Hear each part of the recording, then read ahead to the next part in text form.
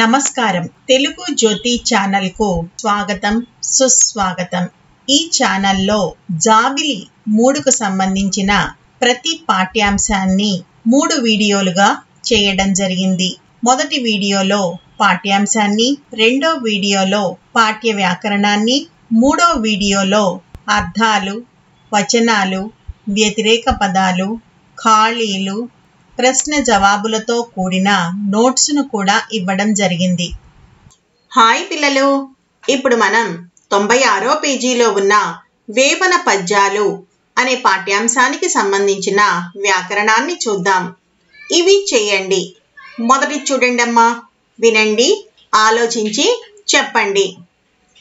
చూడండి అమ్మా, పద్యాల పోటీ అంటే తెలుసా? ఎట్లా జరుపుతారు? నువ్వైతే ఏ పద్యాలు పాడుతావు? ఏమడుగుతున్నారమ్మా ఇక్కడ? పద్యాల పోటీ అంటే మీకు తెలుసా అని అడుగుతున్నారమ్మా. పద్యాల పోటీ అంటే పద్యాలు బాగా పాడగలిగినటువంటి విద్యార్థులకు పోటీ పెడతారమ్మా. ఆ పోటీలో ఎవరైతే పద్యాలను బాగా పాడి భావాన్ని కూడా చక్కగా వివరిస్తారో వారికి బహుమతులు ఇవ్వడం జరుగుతూ ఉంటుంది. ఇలాంటి పోటీలు పాఠశాలల్లో జరుగుతూ ఉంటాయి. మీరైతే ఇలాంటి పోటీలలో ఏ పద్యాలు పాడతారు అని అడుగుతున్నారు. మీకు వచ్చినటువంటి ఏ పద్యాలు పాడతారో మీరు ఇక్కడ చెప్తే సరిపోతుంది. చూడండి అమ్మా, పద్యాలను కంఠస్థం చేయండి, రాగంతో పాడండి. పద్యాలను కంఠస్థం చేయమని చెప్తున్నారమ్మా. అంతేకాకుండా వాటిని రాగంతో చక్కగా పాడమని చెప్తున్నారు. రెండో చూడండి అమ్మా, ధారాళంగా చదవండి, అర్థం చేసుకొని చెప్పండి, రాయండి. చూడండి అమ్మా, కింది భావాలకు తగిన పద్యపాదాలు రాయండి.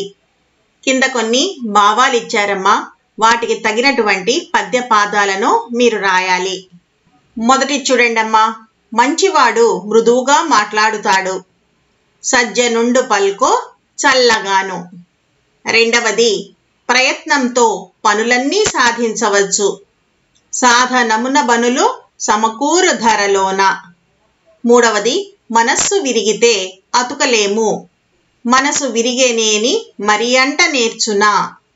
నాలుగవది, పైకి చూడటానికి మేడిపండు బాగానే కనపడుతుంది, మేడి పండు చూడ మేలిమై ఉండును. ఈ విధంగా మీరు రాస్తే సరిపోతుందమ్మా. చూడండి అమ్మా, కింది పద్యంలో తారుమారైన పద్యపాదాలను క్రమంలో రాయండి. కింది పద్యంలో పాదాలు తారుమారయ్యాయి, వాటిని సరైన క్రమంలో రాయమంటున్నారు. తల్లిదండ్రి మీద దయలేని పుత్రుండు, పుట్టనేమి వాడు గిట్టనేమి, పుట్టలోన చెదలు పుట్టదా గిట్టదా, విశ్వదాభిరామ వినురవేమ. ఈ విధంగా మీరు సరైన క్రమంలో రాస్తే సరిపోతుందమ్మా. చూడండి అమ్మా, కింది పద్యాలు పూరించండి. మొదటి పద్యం, అనువుగాని చోట. అనువుగాని చోట నదికుల మనరాదు, కొంచెమైన నదియు గొదువ కాదు, కొండ ఎద్ద మందు కొంచెమై ఉండదా, విశ్వదాభిరామ వినురవేమ. ఈ విధంగా రాస్తే సరిపోతుందమ్మా. రెండో పద్యం చూడండి, అల్పుడెప్పుడు. అల్పుడెప్పుడు పల్కు నాడంబరముగాను, సజ్జనుండు పల్కు చల్లగాను, కంచు మ్రోగునట్లు కనకంబు మ్రోగున, విశ్వదాభిరామ వినురవేమ. ఈ విధంగా రాస్తే సరిపోతుందమ్మా. తర్వాత మూడో చూడండి అమ్మా, ఆలోచించి సొంత మాటల్లో రాయండి. స్వీయ రచన. చూడండి, పురుషులలో పుణ్యపురుషులు వేరు ఎందుకు? జవాబు, మానవులందరూ పైకి చూడటానికి ఒకే మాదిరిగా కనిపిస్తారు, కానీ వారి గుణములను బట్టి మంచివారు వేరుగా ఉంటారు. చూడండి అమ్మా, తల్లిదండ్రుల మీద దయలేని పుత్రుడిని చెదలతో ఎందుకు పోల్చాడు? జవాబు, పుట్టలో చెదలు పుడుతూ ఉంటాయి, నాశనము అవుతాయి, వాటి వల్ల ఎవరికీ లాభం ఉండదు. అదే విధంగా తల్లిదండ్రుల మీద దయలేని పుత్రుని వల్ల ఉపయోగం లేదని చెదలతో పోల్చాడు. చూడండి అమ్మా, మనసు విరగడం అంటే మీకేమర్థమైంది? జవాబు, మనసు విరగడం అంటే ఇతరుల మాటల చేత మనసుకు బాధ కలగడం. ఈ విధంగా మీరు రాస్తే సరిపోతుందమ్మా. ఈ 3 ప్రశ్నలు జవాబులు నేను నోట్స్లో ఇచ్చాను, అక్కడ చూసి మీరు రాయవచ్చు. 4వ చూడండి అమ్మా, పదజాలం అని ఉంది. చూడండి, కింది పదాల వంటివి మరికొన్ని రాయండి. ఉదాహరణకు కొట్టకు, తిట్టకు. ఇలాంటివి మిగిలిన 9 పదాలను మిమ్మల్ని రాయమంటున్నారు. మొదటిది అందం చందం, రెండవది అచ్చట ముచ్చట, మూడవది అల్లరి చిల్లరి, నాలుగవది ఉలుకు పలుకు, ఐదవది కూలి నాలి, ఆరవది తట్ట బుట్ట, ఏడవది తళుకు బెళుకు, ఎనిమిదవది ఈడు జోడు, తొమ్మిదవది కూర నార. ఈ 9 పదాలు మీరు అక్కడ రాస్తే సరిపోతుందమ్మా. చూడండమ్మా, కింది పదాలను జంట పదాలు అంటారు. ఇట్లాంటి పదాలు మరికొన్ని రాయండి. ఉదాహరణకు మంచి చెడు, తడి పొడి. ఇలాంటివే మరికొన్ని జంట పదాలను మిమ్మల్ని రాయమని అడుగుతున్నారు. మొదటిది పట్టు విడుపు, రెండవది పుట్టుట గిట్టుట, మూడవది సుఖము దుఃఖము, నాలుగవది చీకటి వెలుగు, ఐదవది తూర్పు పడమర, ఆరవది పాపం పుణ్యం, ఏడవది కుడి ఎడమ, ఎనిమిదవది తప్పు ఒప్పు. ఈ 8 పదాలు మీరు అక్కడ రాస్తే సరిపోతుందమ్మా. చూడండి అమ్మా, పట్టిక చదవండి. పదాల ఆధారంగా వీలైనన్ని వాక్యాలు రాయండి. కింద ఒక పట్టిక ఇచ్చారమ్మా, ఆ పట్టిక ఆధారంగా వీలైనన్ని వాక్యాలు రాయమంటున్నారు. ఉదాహరణకు నేను ఆదివారం సినిమాకు పోయాను అని వాళ్ళు ఇచ్చారు. మిగతా 5 వాక్యాలని రాయమని చెప్తున్నారు.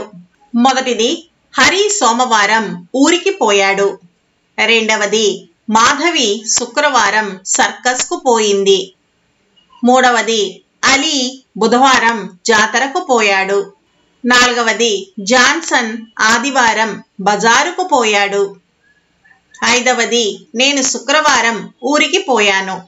ఈ విధంగా ఈ 5 వాక్యాలు మీరు అక్కడ రాస్తే సరిపోతుందమ్మా. చూడండి అమ్మా, కింద గీత గీసిన పదాలకు అర్థాలు రాసి వాటితో సొంత వాక్యాలు రాయండి. కింద వాక్యాలలో గీత గీసిన పదాలకు అర్థాలు రాయాలమ్మా.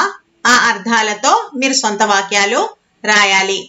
మొదటి చూడండి అమ్మా, ఈ ఉర్విలో ఎన్నో రకాల చెట్లున్నాయి. ఉర్వి అంటే భూమి అని అర్థమమ్మా. భూమి గుండ్రముగా ఉంటుంది. ఈ విధంగా మీరు సొంత వాక్యం రాస్తే సరిపోతుంది. రెండవది మంచి పనులు చేసే వారిని సజ్జనులు అంటారు. సజ్జనులు అంటే మంచివారు అని అర్థమమ్మా. సద్గుణాలు కలిగిన వారిని మంచివారు అంటారు. ఈ విధంగా సొంత వాక్యం రాస్తే సరిపోతుంది. మూడవది నేనే అధికుడనని ఎప్పుడూ అనుకోకూడదు. అధికుడు అంటే గొప్పవాడు అని అర్థమమ్మా. జాతీయ నాయకులలో గొప్పవాడు మహాత్మా గాంధీ. నాలుగవది జాతరకు జనాలు తండోపతండాలుగా వచ్చారు. తండోపతండాలుగా అంటే గుంపులు గుంపులుగా అని అర్థము. పుష్కర స్నానాలకు ప్రజలు గుంపులు గుంపులుగా వస్తారు. ఈ విధంగా మీరు సొంత వాక్యాలు రాస్తే సరిపోతుందమ్మా. చూడండమ్మా, కింద గీత గీసిన పదాలకు వ్యతిరేకార్థం ఇచ్చే పదాలు రాయండి. కింద వాక్యాలలో గీత గీసిన పదాలకు వ్యతిరేక పదాలను మిమ్మల్ని రాయమంటున్నారమ్మా. మొదటిది కోపం వల్ల గొప్పతనం తగ్గిపోతుంది. కోపంకి వ్యతిరేక పదం శాంతం. రెండవది దుర్జనుల స్నేహం చేయరాదు. దుర్జనులుకి వ్యతిరేక పదం సజ్జనులు. మూడవ చూడండమ్మా, ముగ్గురు మిత్రులు ముచ్చుగుణం లేనివారు. ముచ్చు అంటే దొంగ అని అర్థమమ్మా. దొంగకు వ్యతిరేక పదం మంచివాడు. నాలుగవది పిరికి వానిగా ఉండకూడదు. పిరికికి వ్యతిరేక పదం ధైర్యం. ఐదవది మన మేలు కోరేవాడు స్నేహితుడు. మేలుకు వ్యతిరేక పదం కీడు. ఈ విధంగా మీరు రాస్తే సరిపోతుందమ్మా. ఐదో చూడండి అమ్మా, సృజనాత్మకత అని ఇచ్చారు. పద్యాల తాత్పర్యాల ఆధారంగా ఉండవలసిన ఉండకూడని గుణాల పట్టికను రాయండి. వాటితో సూక్తులు తయారు చేయండి. ఏం చెప్తున్నారమ్మా ఇక్కడ? పద్యాల తాత్పర్యాల ఆధారంగా మిమ్మల్ని ఒక పట్టిక చేయమంటున్నారు. అందులో ఉండవలసిన ఉండకూడని గుణాలు రాయమంటున్నారు. తర్వాత వాటితో సూక్తుల్ని కూడా తయారు చేసి రాయమంటున్నారు. రోజు చూడండమ్మా, భాషను గురించి తెలుసుకుందాం. చూడండి, కింది పదాలు స్పష్టంగా చదవండి. వీటిలో ఒత్తు ఉన్న అక్షరాలకు 0 చుట్టండి. కప్ప, చక్కని చుక్క, పాల బుగ్గ, రచ్చబండ, పూల సజ్జ, కొత్త మెత్త, పాల పిట్ట, కొర్ర మట్ట, అమ్మ మాట, రొయ్యలు. ఇప్పుడు ఒత్తు ఉన్న అక్షరాలకు 0 చూడదాం. ఈ విధంగా ఒత్తు ఉన్న అక్షరాలకు 0 చుడితే సరిపోతుందమ్మా. చూడండి అమ్మా, ఈ కింది అక్షరాలు స్పష్టంగా పలకండి.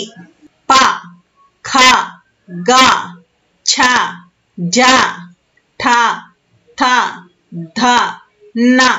ఒక హల్లుకు అదే హల్లు ఒత్తుగా చేరితే వాటిని ద్విత్వాలు లేదా ద్విత్వాక్షరాలు అంటారు. ఏం చెప్తున్నారమ్మా ఇక్కడ? ఒక హల్లుకు అదే హల్లుని కనుక ఒత్తుగా ఇస్తే దానిని ద్విత్వాక్షరాలు లేదా ద్విత్వాలు అని అంటారు.